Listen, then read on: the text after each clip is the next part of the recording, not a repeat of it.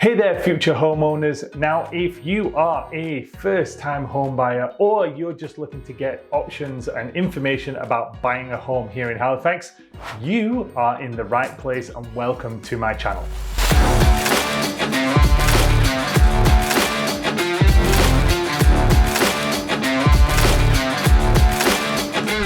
I'm going to share with you today some valuable tips and advice that we've got from doing 13 years of buying and selling homes here in Halifax to help you avoid some of the common pitfalls that can happen when you're buying that first home or even just buying the home, because sometimes it applies to both. So let's jump right in. Okay, simple first step here. Mistake number one that we see from everybody is not talking to a mortgage broker, not talking to your bank, not getting that pre-approval so you know how much money you can actually go and start shopping for a home. This is by far the first thing that, whether you're a new homeowner, whether you're starting that buying because you've been renting and you've got some money and it's time to get going, it's the number one thing that we all say to everybody. We get the phone calls of like, oh my God, I want to start working with you because we want to start looking to buy our home, buy our first home, buy an income property, buy anything to do with real estate. And the first question I'm always going to ask is, great, we're really excited for you as well. It's going to be a great process. We're going to have such a good time trying to find you the right place. So let me ask you a question. Have you spoke to a mortgage broker to find out how much you can afford?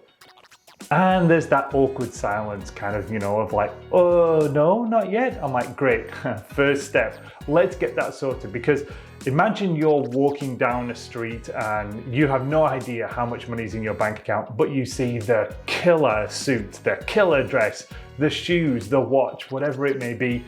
You don't know if you can afford it. So it's like everything in life. You have to know, you have to have a budget and figure out exactly what you can spend before you start going shopping. Okay, mistake number two, and again, applies to everybody. Waiting for that unicorn of a house to show up because it's the perfect house. You have that wish list of every single thing that you want to be able to basically buy your dream unicorn home on the first attempt. Sorry, it's just not going to happen. I'm not saying it won't happen, it's just incredibly rare to find that unicorn property when you're looking at houses in a market like we have here in Halifax that there's not a huge amount of inventory available. We're talking like 600 homes in an area of a population size of 500,000 people. You're not going to find it. So this is where we get into the second strategy, the second tip, which is sit down and make a list of the items that are really critical, like got to have items. And then you can also put to the side of it a little bit of like, well, here's the nice to have stuff. And I say to people all the time, if we can find a home that's like a 6 to a 7 out of 10 in terms of what we're looking for, the area, the amount of beds, the backyard space, the driveway, the garage or not garage, if we can get that 6.5, 7 out of 10 in this market, we're doing pretty well, because then you can spend the time in the property and actually make it your 8 out of 10, your 9 out of 10. And again, it's not going to be a unicorn property. They are so slim to try and find those properties that make everybody's perfect match so that you're going to buy that home and be in it forever. So that was mistake number two. Okay, mistake number three, we're talking about emotions.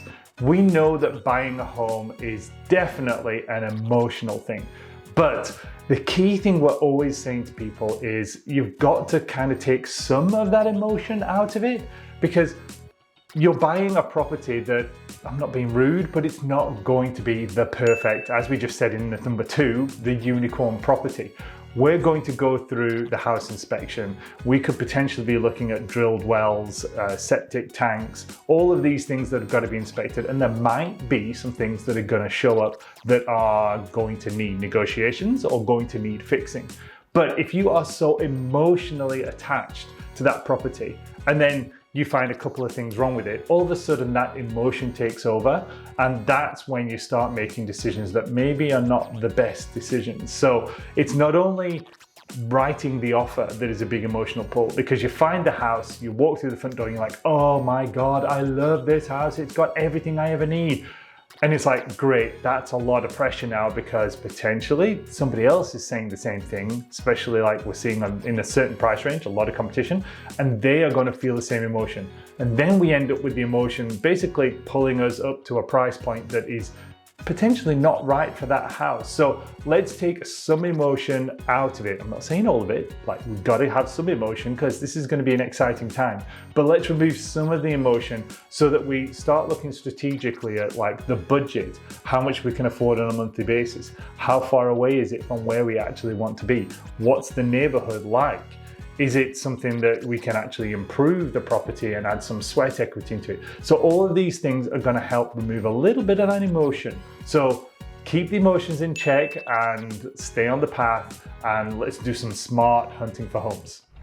Okay, bonus tip number 4, we're talking neighborhoods. So don't always focus on the house. Like, oh my God, we'll go back to number 2, the unicorn house. Oh my God, I love this house. But the neighborhood is absolutely not a great neighborhood. So yeah, it's the same rule as everything with real estate. Location, location, location. So don't focus so much on the house to ignore the neighborhood. Don't focus so much on the neighborhood to ignore the possibility of the right house either. So that's our bonus tip, is let's not focus too much one way or another way on the neighborhood. And there you have it. 3 tips plus the bonus, all about buying the first home, or even just general tips for buying homes here in Halifax. Remember, this is a significant investment that we are making here to buy you either the first home or take that first few steps on the property ladder, maybe doing trade-ups and everything else as well. A little bit of preparation is actually going to take us a long way and make this process a lot smoother and a lot more simple.